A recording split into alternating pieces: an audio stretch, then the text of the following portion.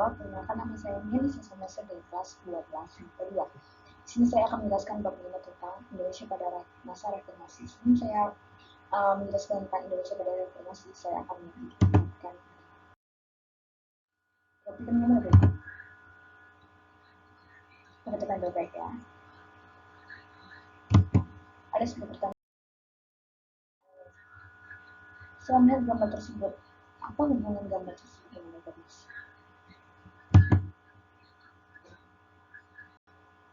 Gambar tersebut merupakan debat calon presiden. Debat calon presiden merupakan peristiwa penting pada periode reformasi. Hal ini secara langsung menunjukkan kehidupan bangsa Indonesia pada masa reformasi berbeda dengan periode sebelumnya. Jadi hubungannya itu adalah bahwa itu adalah peristiwa penting pada periode reformasi. Menurut Kamus Besar Bahasa Indonesia atau KBBI, reformasi adalah perubahan secara drastis yang ditujukan untuk perbaikan. Jadi berarti bisa dikatakan bahwa masa reformasi adalah masa perbaikan. Yang pertama, masa akhir Orde Baru. Pemerintahan Orde Baru mulai goyang ketika memasuki akhir dekade 1990-an. Ketika kestabilan kondisi politik dan ekonomi di dunia ditambah berbagai masalah yang muncul dari berbagai negara yang menyebabkan stabilitas negara Indonesia goyah. Memasuki tahun 1997, tingkat kepercayaan rakyat terhadap pemerintah Orde Baru menurun. Kondisi ini terjadi karena adanya kekacauan sistem pemerintahan, kekacauan politik, kekacauan sistem pemerintahan, kekacauan perekonomian, serta maraknya praktek korupsi, kolusi, dan nepotisme atau yang bisa disebut KKN.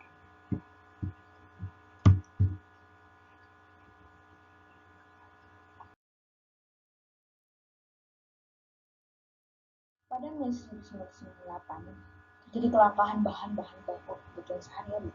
Kelangkaan tersebut juga merupakan salah satu ciri krisis ekonomi yang mengguncang stabilitas negara Indonesia pada 1997 sampai 1998.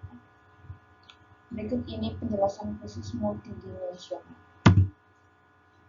Yang pertama, kita harus tahu dulu apa sih itu krisis multidimensional. Krisis multidimensional adalah kondisi genting di suatu negara dalam berbagai bidang baik moneter, ekonomi, politik, hukum maupun kepercayaan. Yang pertama itu ada krisis moneter. Kondisi ini disebabkan oleh ketidakstabilan perekonomian dunia yang kemudian berkembang menjadi krisis moneter. Salah satu dampak dari ketidakstabilan tersebut adalah menurunnya nilai tukar mata uang di beberapa negara seperti Malaysia, Filipina, Thailand, dan Indonesia. Salah satu cara yang ditempuh oleh Presiden Soeharto adalah mengajukan bantuan ekonomi kepada International Monetary Fund atau biasa disebut dengan IMF.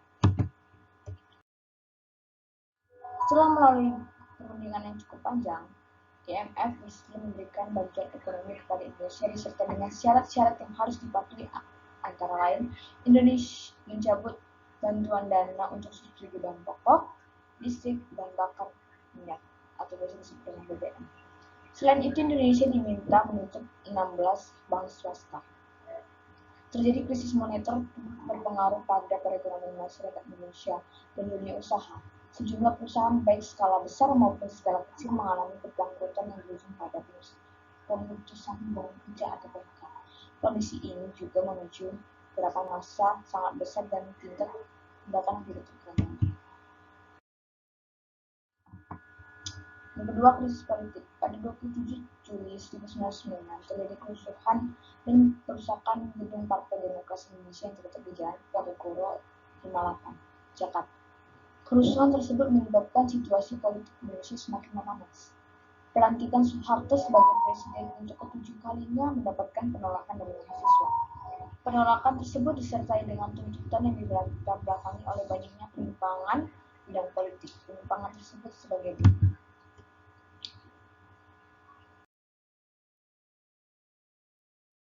Yang pertama, penyimpangan yang pertama, demokrasi tidak dilaksanakan semestinya. 2, banyak anggota DPR maupun MPR yang menerapkan sistem nepotisme. Yang ketiga, Orientasi politik pemerintah Orde Baru cenderung dengan negara-negara Barat. Yang keempat, ada ketidakadilan dalam bidang hukum. Krisis sosial. Pada awal 1998 terjadi kerusuhan anti-Tionghoa di sejumlah kota di Indonesia. Etnis Tionghoa menjadi sasaran kemarahan masyarakat karena dianggap terlalu mendominasi aktivitas perekonomian Indonesia. Yang keempat, ada krisis hukum. Pasal 24 Undang-Undang 1945 menyatakan lembaga kehakiman memiliki kekuasaan merdeka dan terlepas dari kekuasaan pemerintahan atau bisa disebut dengan eksekutif. Pada praktiknya banyak rekayasa yang terjadi dalam peradilan. Seorang yang dianggap bersalah dapat bebas dari hukuman, dan seorang yang tidak bersalah masuk penjara. Penyimpangan tersebut mendorong masyarakat untuk menghendaki reformasi dalam bidang hukum. Banyak sekali hakim-hakim yang tidak adil sehingga terjadinya krisis hukum, seperti penyimpangan politik dalam Orde Baru, yaitu ada tadi yang keempat itu adalah ketidakhadilan hukum. Itu termasuk dalam bidang hukum. Ketidakadilannya dalam bidang hukum, orang yang bersalah dapat bebas dari hukuman, sedangkan orang yang tidak bersalah itu malah masuk penjara. Hal itu tersebutlah yang menjadi krisis hukum dalam Indonesia. Yang kelima, ada krisis kepercayaan. Pemerintah Orde Baru dianggap tidak menjalankan sistem demokrasi secara tepat asal. Krisis ekonomi, politik, dan hukum menambah ketidakpercayaan masyarakat terhadap pemerintah.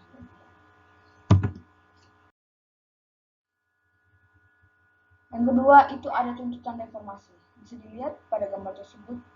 Gambar tersebut menunjukkan bahwa di situ terlihat jelas bahwa para mahasiswa pada gambar tersebut, gambar ini, di sini terjadi di gedung DPR atau MPR. Itu para mahasiswa melakukan demonstrasinya untuk menuju reformasi.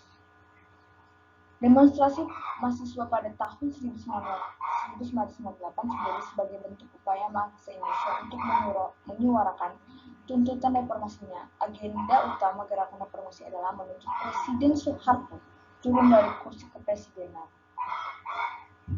Adapun ada enam agenda lainnya sebagai berikut. Agenda yang lain, tapi agenda utamanya adalah menuntut reformasi. Yang pertama ada suksesi kepemimpinan nasional, kedua amandemen Undang 1945, ketiga pemberantasan korupsi, kolusi, dan nepotisme, keempat penghapusan fungsi ABRI, yang kelima ada penggerakan supremasi hukum, dan keenam ada pelaksanaan otonomi daerah. Yang ketiga, peran mahasiswa dalam menuntut reformasi. Yang pertama ada peran mahasiswa di Jakarta. Mahasiswa Universitas Indonesia meminta kepada pemerintah Indonesia secara sadar dan damai mengundurkan diri dari pemerintahan Indonesia karena telah gagal menjalankan amanat rakyat. Aksi mahasiswa Trisakti merupakan pemicu terjadinya demonstrasi, bisa menyebabkan jatuhnya korban jiwa. Mahasiswa menuntut berdemo di depan gedung DPR atau MPR. Mereka menyampaikan aspirasi mereka di depan gedung DPR dan MPR. Jadi peran mahasiswa di Jakarta itu ada dari mahasiswa Universitas Indonesia dan juga ada dari mahasiswa Trisakti. Peristiwa aksi mahasiswa di Trisakti menyebabkan banyak korban jiwa. Peristiwa ini juga dikenal dengan sebutan tragedi Trisakti. Yang kedua ada peran mahasiswa di Yogyakarta. Unjuk rasa mahasiswa Yogyakarta menuntut reformasi berakhir dengan bentrokan di Jalan Gejayan. Peristiwa tersebut dikenal dengan tragedi Gejayan. Peristiwa ini berawal dari unjuk rasa mahasiswa beberapa perguruan tinggi di Yogyakarta pada 8 Mei 1998 seperti Institut Teknologi Nasional atau STTNAS, Universitas Kristen Duta Wacana, Universitas Gajah Mada, Universitas Sanata Dharma, dan IKIP Negeri Yogyakarta menyampaikan keprihatinan terhadap bangsa Indonesia. Yang ketiga ada peran mahasiswa di Bandung. Aksi demonstrasi dipelopori oleh mahasiswa Universitas Padjadjaran atau UNPAD dan Institut Bandung atau ITB. Aksi mahasiswa menyalurkan pendidikan reformasi, ekonomi dan politik bermuara pada tuntutan pergantian secara nasional. Yang keempat ada peran mahasiswa di Surakarta. Aksi mahasiswa di Surakarta dipelopori oleh mahasiswa Universitas 11 Maret (UNS) dan Universitas Muhammadiyah Yogyakarta (UMS). Gelombang demonstrasi tersebut menuntut Presiden Soeharto turun dari jabatan. Yang kelima ada peran mahasiswa Surabaya, mahasiswa Universitas Airlangga atau UNAIR. Surabaya menggerakkan aksi keprihatinannya secara damai pada 8 April 1998. Aksi tersebut dibubarkan oleh aparat sehingga menyebabkan jatuhnya korban jiwa. Jadi intinya dari semua peran-peran masyarakat, peran-peran mahasiswa itu menuntut agarnya terjadi reformasi dan menurunkan Presiden Soeharto dari jabatannya sebagai presiden. Keempat ada pengunduran diri Presiden Soeharto. Kondisi Indonesia yang tidak terkendali memaksa Presiden Soeharto mempercepat kepulangan dari Mesir. Karena sebelumnya Presiden Soeharto itu berkunjung ke Mesir. Karena kondisi Indonesia tidak stabil, jadi akhirnya Presiden Soeharto mempercepat kepulangannya dari Mesir. Presiden Soeharto mengumumkan bahwa ia akan turun dari jabatan kepercayaan setelah pelaksanaan pemilu pada periode berikutnya. Segala tawaran yang akan menjalankan sebagai presiden tidak diterima.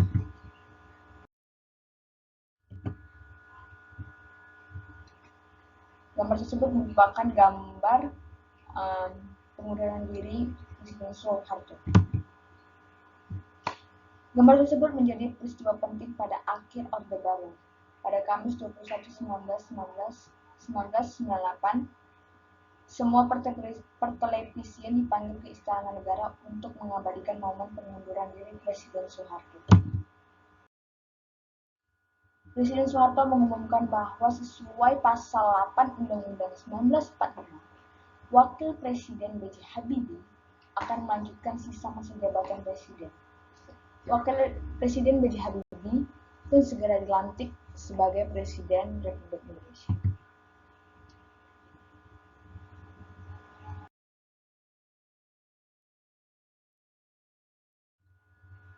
Masa Orde Baru telah berakhir, kemudian hidup pada masa reformasi. Pada kehidupan kita pada reformasi itu ada yang pertama masa pemerintahan B.J. Habibie pada tahun 1998 sampai 1999. Adapun kebijakan pada pemerintahan B.J. Habibie sebagai berikut: membentuk Kabinet Reformasi Pembangunan. Pada 12 Mei 1998, Presiden B.J. Habibie membentuk kabinet baru bernama Reformasi Pembangunan, terdiri dari 4 menteri koordinator, 20 menteri yang memimpin departemen, dan 12 menteri yang menjalankan bidang tertentu.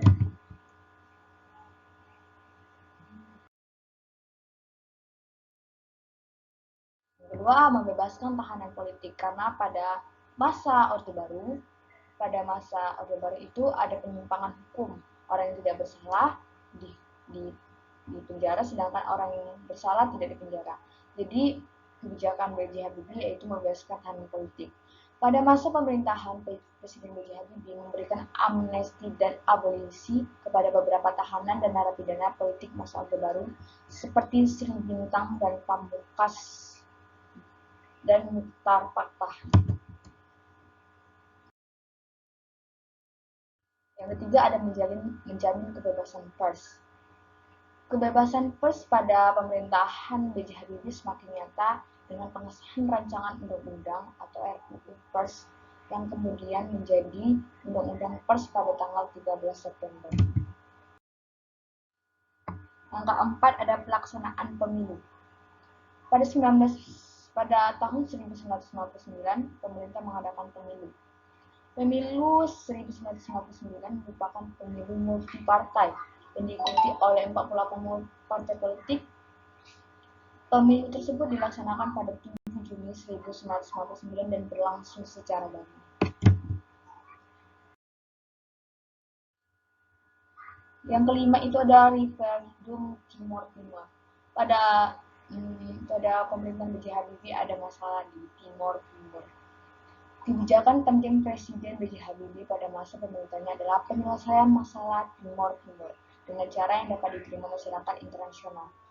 Presiden B.J. Habibie menawarkan dua pilihan kepada rakyat Timur Timur. Yang pertama otonomi luas, sedangkan yang pilihan kedua adalah rakyat Timur Timur merdeka dan terpisah dari Indonesia.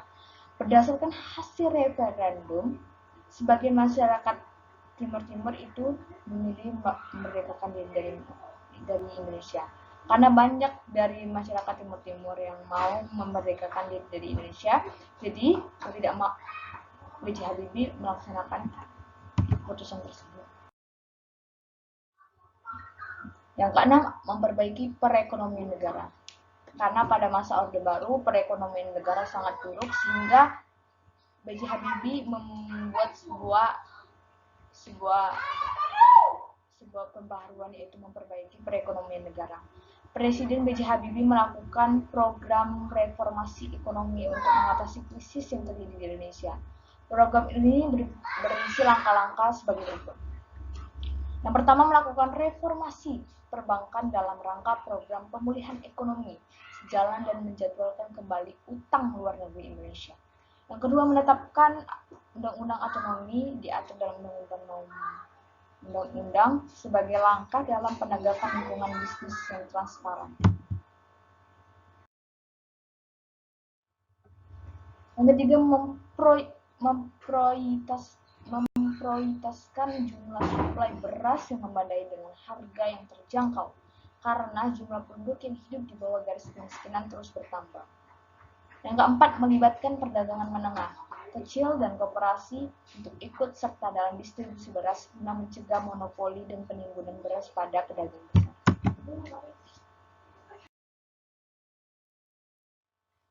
Ada juga kebijakan otonomi daerah. Kabinet Reformasi Pembangunan yang dipimpin oleh B.J. Habibie menerbitkan Undang-Undang Nomor 22 Tahun 1959 tentang otonomi daerah untuk mendekatkan negara dengan masyarakat. Otonomi daerah merupakan upaya dari Presiden B.J. Habibie dalam mengatasi kesenjangan yang terjadi antara pemerintah pusat dan daerah.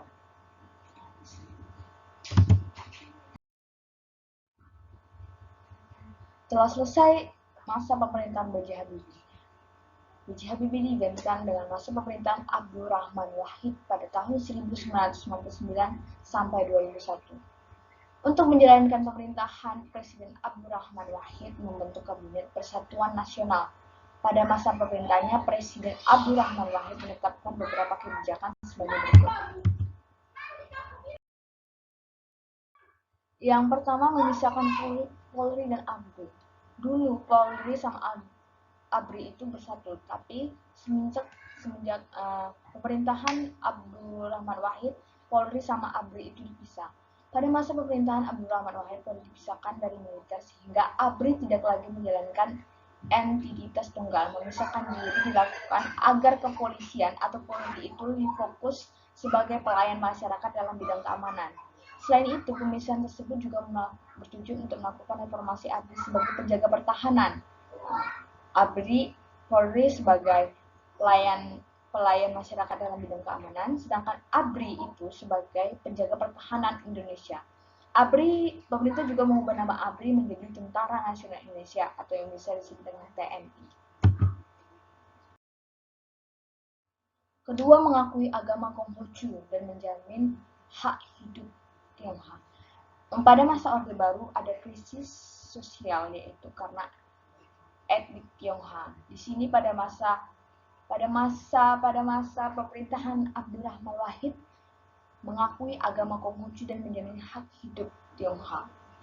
Pada 17 Januari 2000, pada tahun 2000, Presiden Abdurrahman Wahid menerbitkan keputusan Presiden nomor 6 tahun 2000 mengenai pemulihan hak-hak sipil penganut agama Konghucu.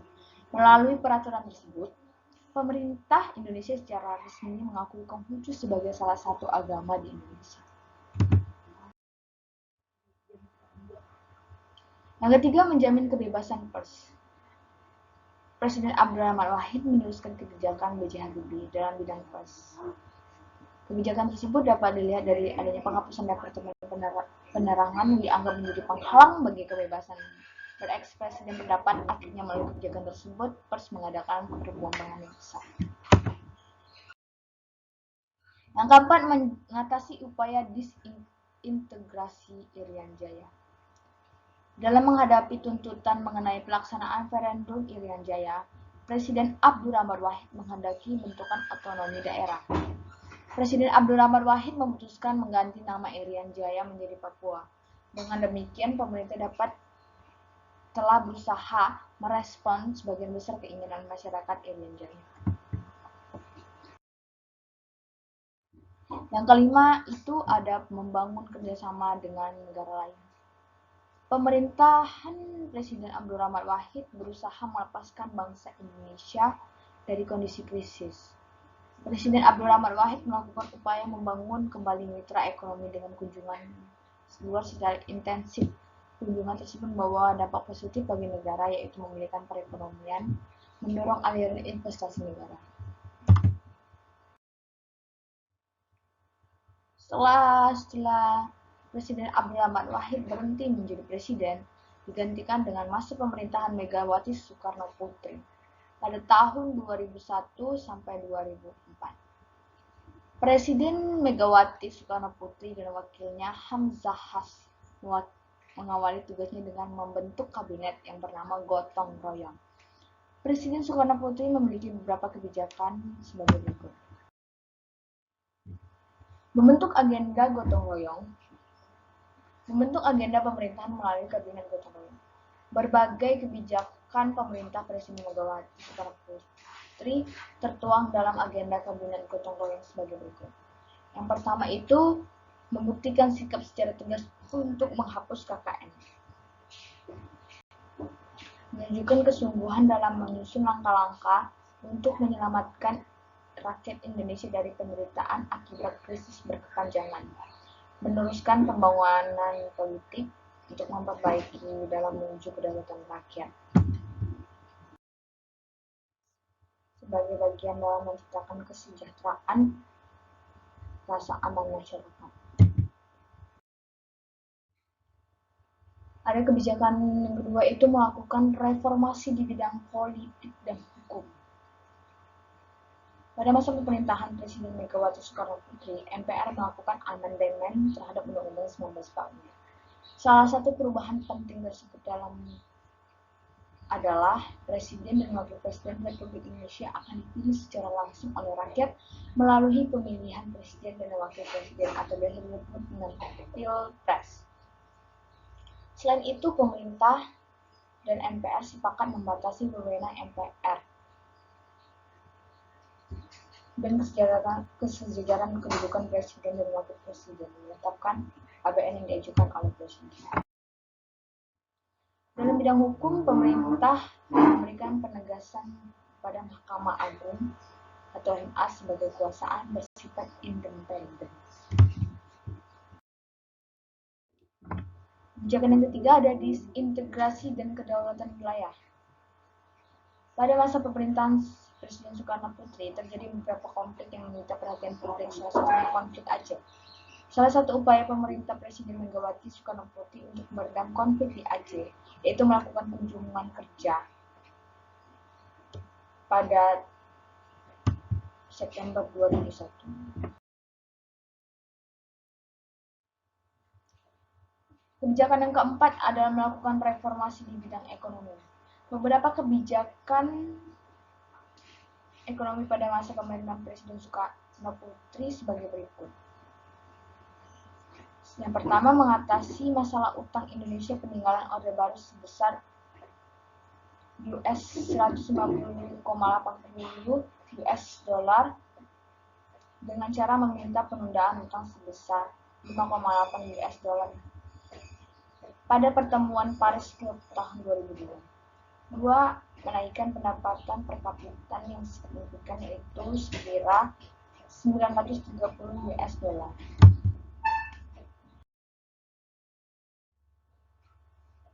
Melakukan privatisasi BUMN. Privatisasi merupakan kebijakan menjual seluruh atau sebagian saham perusahaan negara pada periode krisis dengan tujuan melindungi perusahaan negara dari investasi kekuatan politik dan melunasi pembayaran utang luar negeri. Yang keempat, memperbaiki kinerja spend ekspor. Kebijakan yang kelima ada melaksanakan pemilu 2004.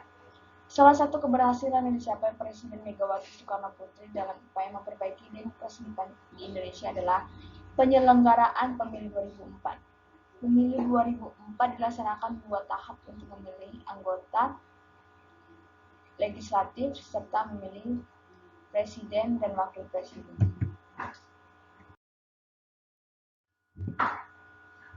Setelah Presiden Megawati Soekarno Putri, setelahnya itu ada masa pemerintahan Susilo Bambang Yudhoyono dan Yusuf Kala pada tahun 2004 sampai 2008. Sesudah dilantik, Susilo Bambang Yudhoyono dan Yusuf Kala segera menyusun kabinet yang bernama Kabinet Indonesia Bersatu. Adapun kebijakan-kebijakan yang dibuat pada masa pemerintahan Susilo Bambang Yudhoyono yaitu yang pertama, kebijakan dalam bidang politik. Kebijakan Kabinet Indonesia Bersatu dalam bidang politik sebagai berikut: mengatasi masalah disintegrasi bangsa, 2. mencegah aktivitas illegal logging, dan 3. memberantas terorisme. Yang kedua, kebijakan dalam bidang hukum. Penegakan hukum dan pemberantasan korupsi merupakan prioritas utama Kabinet Indonesia Bersatu. Atas dasar tersebut, Presiden mengeluarkan Instruksi Presiden atau Inpres nomor 5 tahun 2004 tentang percepatan pemberantasan korupsi. Yang ketiga, ada kebijakan dalam ekonomi.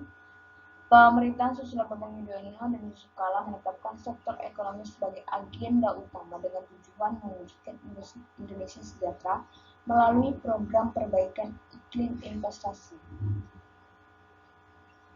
Kondisi perekonomian pada masa pemerintahan Susilo Bambang Yudhoyono dan Yusuf Kala berhasil melunasi utang Indonesia.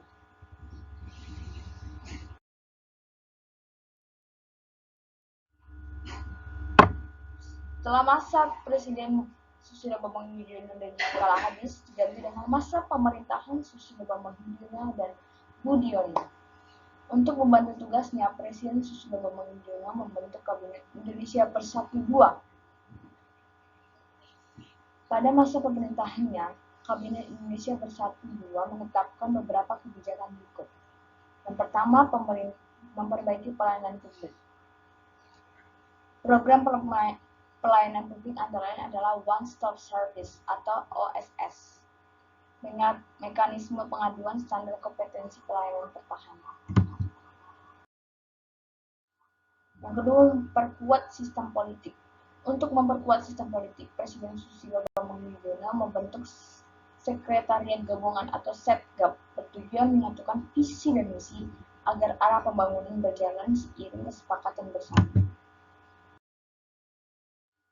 Yang ketiga, ada mewujudkan good governance. Agenda besar Kabinet Indonesia Bersatu II adalah program kerja dalam bidang ekonomi untuk mewujudkan pemerintahan yang bersih dan baik atau biasa disebut dengan good governance, seperti pemberantasan korupsi di seluruh elemen pemerintahan mulai tingkat desa hingga pemerintah pusat.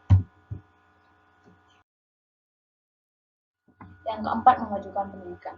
Usaha perbaikan pendidikan ini dilakukan dengan cara memperdayakan para sarjana. Yang keenam, ada masa pemerintahan Joko Widodo dan Yusuf Kala pada tahun 2014 sampai 2019. Kabinet ini bernama Kabinet Kerja. Menteri Kabinet Kerja berjumlah 34 orang dengan 8 orang diantaranya adalah perempuan.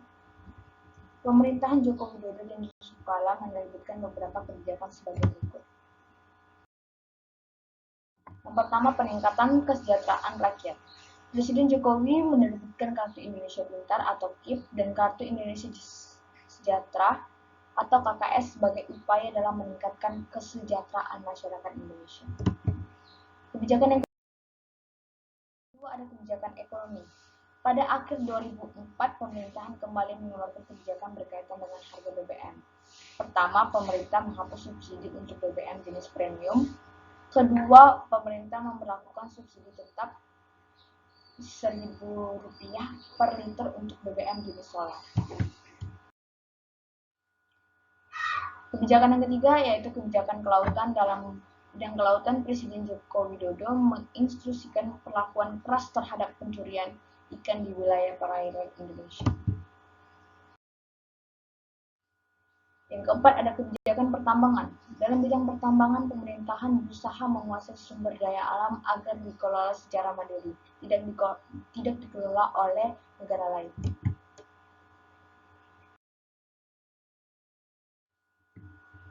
Yang ketujuh ada masa pemerintahan Joko Widodo dan Ma'ruf Amin. Secara garis besar, pemerintahan pada periode ini masih melanjutkan program-program pada periode sebelumnya sebagai berikut. Yang pertama, menstabilkan tensi politik. Pada saat membentuk kabinet, Presiden Joko Widodo memilih Prabowo Subianto sebagai Menteri Pertahanan. Hal ini bertujuan untuk meredam amarah yang terjadi menjelang pemilihan presiden maupun sebelum dan sesudahnya. Yang kedua, memperkuat pemberantasan korupsi. Untuk memperkuat pemberantasan korupsi, pemerintah dan DPR sepakat melakukan revisi terhadap Undang-Undang Nomor 30 Tahun 2002 mengenai Komisi Pemberantasan Korupsi. Salah satu revisi undang-undang adalah pembentukan Dewan Pengawas KPK. Dulu KPK hanya berdiri sendiri, mereka tidak mempunyai badan pengawas. Tapi setelah pemerintahan Joko Widodo dan Ma'ruf Amin mengganti Undang-Undang Nomor 30 Tahun 2003 mengenai Komisi Pemberantasan Korupsi, jadi KPK sekarang mempunyai pengawas. Jadi KPK tidak bisa berleha-leha lagi karena mereka sudah diawasi. Yang ketiga, memperkuat perekonomian. Pemerintah membuka seluas-luasnya investasi Badan Koordinasi Penanaman Modal atau BKPM, menargetkan pencapaian investasi pada 2020 sebesar lebih dari 880 triliun atau sekira 11% lebih tinggi dibandingkan tahun 2019. Yang keempat ada memperbaiki kondisi sosial. Salah satu upaya peningkatan kesejahteraan adalah menghapus rektum tenaga honorer dalam instansi pemerintahan. Pemerintah juga mempertimbangkan mengangkat tenaga honorer yang sudah lama mengabdi menjadi calon aparatur sipil negara.